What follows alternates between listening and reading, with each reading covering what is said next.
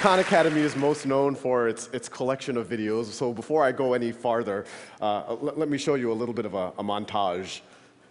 So the hypotenuse is now going to be 5. This animal's fossils are only found in this area of South America, a nice clean band here, and this part of Africa.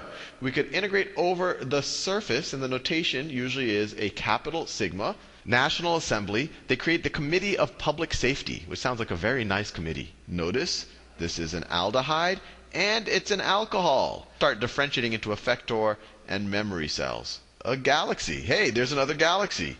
Oh, look, there's another galaxy. And for dollars is their $30 million plus the $20 million from the American manufacturer. If this does not blow your mind, then you have no emotion.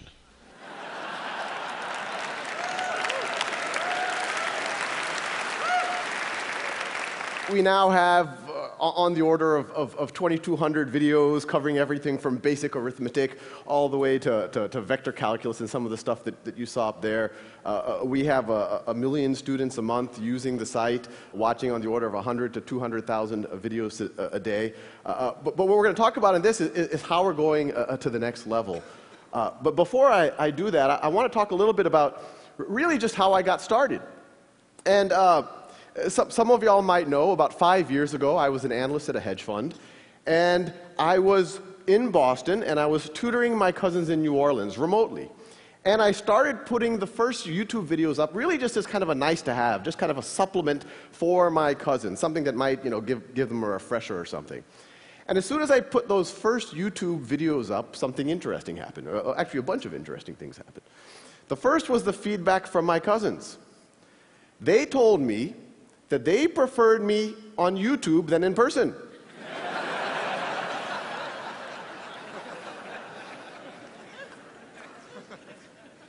And once you get over the backhanded nature of that, there was actually something very profound there. They were saying that they preferred the automated version of their cousin to their cousin.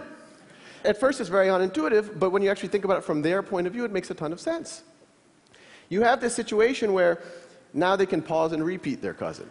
Now they can, without feeling like they're wasting my time. They could, if they have to review something that they should have learned a couple of weeks ago or maybe a couple of years ago, they don't have to be embarrassed and ask their cousin. They can just watch those videos. If they're bored, they can go ahead. They can watch it at their own time, at their own pace.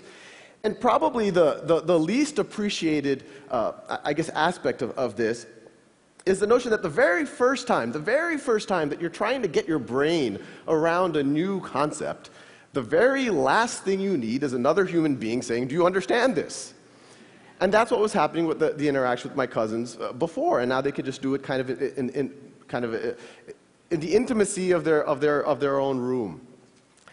The other thing that happened is, I put them on YouTube just for the, I saw no reason to make it private, so I let other people watch it, and then people started stumbling on it, and I started getting some comments and some letters and all sorts of kind of feedback from random people around the world, and these are just a few.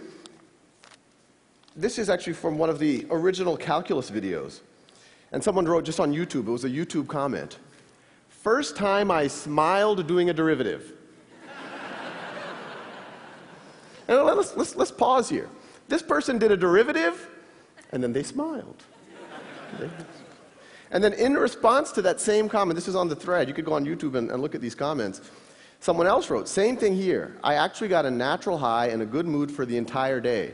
Since I remember seeing all of this matrix text in class, and here I'm all like, I know Kung Fu. Let's see. And we got a lot of feedback along those lines. It's clearly it was helping people. But then as the viewership kept growing and kept growing, I started getting letters from people, and it was starting to become clear that it was actually more than just a nice to have. This is just an excerpt from one of those letters. My 12-year-old son has autism and has had a terrible time with math. We have tried everything, viewed everything, bought everything. We stumbled on your video on decimals, and it got through. Then we went on to the dreaded fractions. Again, he got it. We could not believe it. He is so excited. And so you can imagine, here I was, a an analyst at a hedge fund. It was very strange for me to do something of social value. So,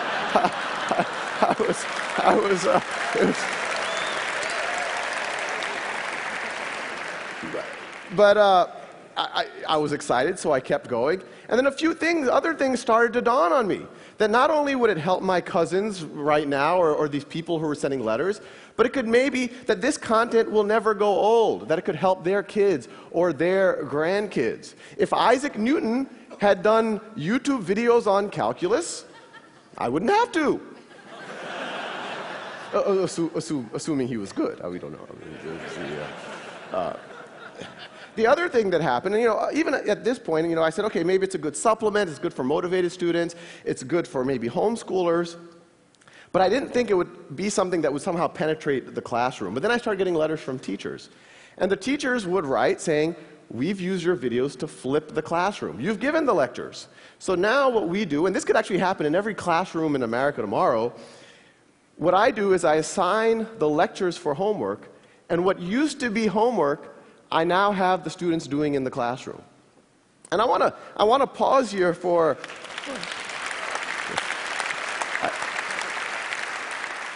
I want to pause here for a second because there's a couple of interesting things. One, when those teachers are doing that, there's the obvious benefit. There's the benefit that now their students can enjoy the videos in the way that my cousins did. They can pause, repeat at their own pace, at their own time. But the more interesting thing, and this is the unintuitive thing when you talk about technology in the classroom, by removing the one-size-fits-all lecture from the classroom and letting students have a self-paced lecture at home, and then when you go to the classroom, letting them do work, having the teacher walk around, having the peers actually be able to interact with each other, these teachers have used technology to humanize the classroom. They took a fundamentally dehumanizing experience, a bunch of 30 kids with their fingers on their lips, not allowed to interact with each other. A teacher, no matter how good, has to give this kind of one-size-fits-all lecture to 30 students, blank faces, slightly antagonistic, and now it's a human experience. Now they're actually interacting with each other. So once the Khan Academy kind of, I quit my job and we turned into a real organization, we're a not-for-profit, the question is, how do we take this to the next level? How do we take what those teachers were doing to their natural conclusion? And so what I'm showing over here, these are actual exercises that I started writing for my cousins. The ones I started were much more primitive. This is a kind of a more competent version of it. But the paradigm here is we'll generate as many questions as you need until you get that concept, until you get 10 in a row. And the Khan Academy videos are there. You get hints, the actual steps for that problem if you don't know how to do it. But the paradigm here, it seems like a very simple thing, 10 in a row, you move on. But it's fundamentally different than what's happening in classrooms right now. In a traditional classroom, you have a couple of homework, lecture, and then you have a snapshot exam. And that exam, whether you get a 70%, an 80%, a 90%, or a 95%, the class moves on to the next topic. And even that 95% student, what was the 5% they didn't know? Maybe they didn't know what happens when you raise something to the 0th power. And then you go build on that in the next concept. That's analogous to, imagine learning to ride a bicycle. And I give you a bicycle, maybe I give you a lecture ahead of time, and I give you that bicycle for 2 weeks, and then I come back after 2 weeks, and I say, well, let's see, you're having trouble taking left turns, you can't quite stop. You're an 80% bicyclist. So I put a big C stamp on your forehead, and then I say, here's a unicycle. But as ridiculous as that sounds, that's exactly what's happening in our classrooms right now. And the idea is, you fast forward and good students start failing algebra all of a sudden and start failing calculus all of a sudden, despite it being smart, despite having good teachers, and it's usually because they had these Swiss cheese gaps that kept building throughout their foundation. So our model is learn math the way you would learn anything, like the way you would learn a bicycle. Stay on that bicycle. Fall off that bicycle. Do it as long as necessary until you have mastery. The traditional model, it penalizes you for experimentation and failure, but it does not expect mastery. We encourage you to experiment. We encourage you to failure, but we do expect mastery. This is just another one of the modules. This is trigonometry. This is shifting and reflecting functions. And they all fit together. We have about 90 of these right now. And you could go to the site right now. It's all free, not trying to sell anything. But the general idea is that they all fit into this knowledge map. That top node right there, that's literally single-digit addition. It's like 1 + 1 is equal to 2. And the paradigm is, once you get 10 in a row on that, then it keeps forwarding you to more and more advanced modules. So if you keep, this is further down the knowledge map, we're getting into more advanced arithmetic. Further down, you start getting into pre-algebra and early algebra. Further down, you start getting into algebra 1, algebra 2, a little bit of pre-calculus. And the idea is, from this, we can actually teach everything. Well, everything that can be taught in this type of a framework. So you can imagine, and this is what we are working on, is from this knowledge map, you have logic, you have computer programming, you have grammar, you have genetics, all based off of that core of, okay, if you know this and that, now you're ready for this next concept. Now, that can work well for an individual learner, and I encourage one for you to do it with your kids, but I also encourage everyone in the audience to do it yourself. It'll change what happens at the dinner table. But what we want to do is use the natural conclusion of the flipping of the classroom that those early teachers had emailed me about. And so what I'm showing you here, this is actually data from a pilot in the Los Altos School District, where they took 2 5th grade classes and 2 7th grade classes and completely gutted their old math curriculum. These kids aren't using textbooks, they're not getting one-size-fits-all lectures, they're doing Khan Academy, they're doing that software for roughly half of their math class. And I want to make it clear, we don't view this as the complete math education. What it does is, and this is what's happening in Los Altos, it frees up time. This is the blocking and tackling, making sure you know how to do a system of equations, and it frees up time for the simulations, for the games, for the mechanics, for the robot building, for the estimating how high that hill is based on its shadow. And so the paradigm is the teacher walks in every day, every kid works at their own pace, and a teacher this is actually a live dashboard from Los Altos School District, and they look at this dashboard. Every row is a student. Every column is one of those concepts. Green means the student's already proficient. Blue means that they're working on it, no need to worry. Red means they're stuck.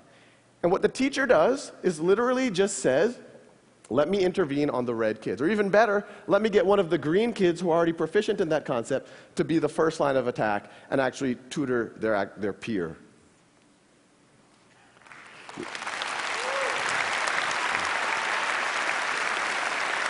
Now, I kind of come from a very data-centric reality, so we don't want that teacher to even go and intervene and have to ask the kid awkward questions. Oh, what do you not understand, or what do you do understand, and all of the rest.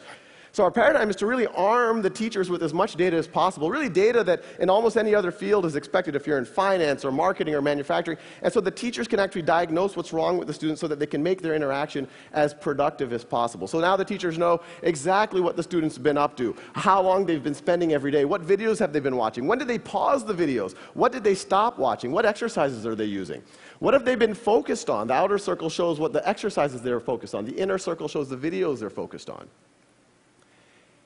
And the data gets pretty granular, so you can actually see the exact problems that the student got right or wrong. Red is wrong, blue is right. The leftmost question is the first question that the student attempted. They watched the video right over there. And then you could see eventually they were able to get 10 in a row. It's almost like you can almost see them learning over those last 10 problems. They also got faster. The height is how long it took them. So, when you talk about self-paced learning, it makes sense for everyone. In education speak, differentiated learning. But it's kind of crazy what happens when you actually see it in a classroom. Because every time we've done this, in every classroom we've done, over and over again, if you go 5 days into it, there's a group of kids who've raced ahead, and there's a group of kids who are a little bit slower. And in a traditional model, if you did a snapshot assessment, you say, oh, these are the gifted kids, these are the slow kids. Maybe they should be tracked differently. Maybe we should put them in different classes. But when you let every student work at their own pace, and we see it over and over and over again, you see students who took a little bit extra time on one concept or the other, but once they get through that concept, they just race ahead. And so the same kids that you thought were slow 6 weeks ago, you now would think are gifted. And we're seeing it over and over and over again. And it makes you really wonder kind of how much all of the labels, maybe a lot of us have benefited from, were really just due to a coincidence of time. Now, as valuable as something like this is in a district like Los Altos, our goal is to use technology to humanize, not just in Los Altos, but kind of on a global scale, what's happening in education. And actually, that kind of brings an interesting point, is that, a lot of the effort in humanizing the classroom is focused on student-to-teacher ratios. In our mind, the relevant metric is student to valuable human time with the teacher ratio. So in a traditional model, most of the teacher's time is spent doing lectures and grading tests and whatnot. Maybe 5% of their time is actually sitting next to students and actually working with them. Now 100% of their time is. So once again, using technology, not just flipping the classroom, you're humanizing the classroom, I'd argue, by a factor of 5 or 10. And as valuable as it is in Los Altos, imagine what that does to the adult learner who's embarrassed to go back and learn stuff that they should have known before going back to college. Imagine what it does to a street kid in Calcutta who has to help his family during the day, and that's the reason why he or she can't go to school. Now they can spend 2 hours a day and remediate or get up to speed and not feel embarrassed about what they do or don't know. Now imagine what happens where, we talked about the peers teaching each other inside of a classroom, but this is all one system. There's no reason why you can't have that peer-to-peer tutoring beyond that one classroom. Imagine what happens if that student in Calcutta all of a sudden can tutor your son, or your son can tutor that kid in Calcutta. And I think what you'll see emerging is this notion of a global one-world classroom. And that's essentially what we're trying to build. Thank you.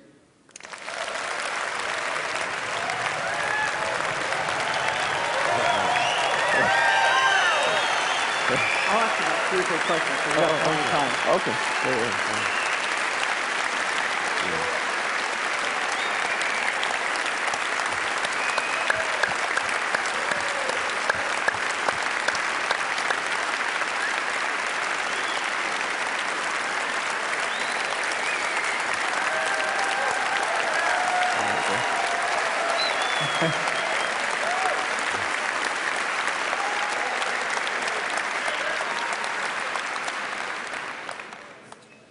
I've seen some things you're doing in the system that have to do with motivation and feedback, energy points, merit badges.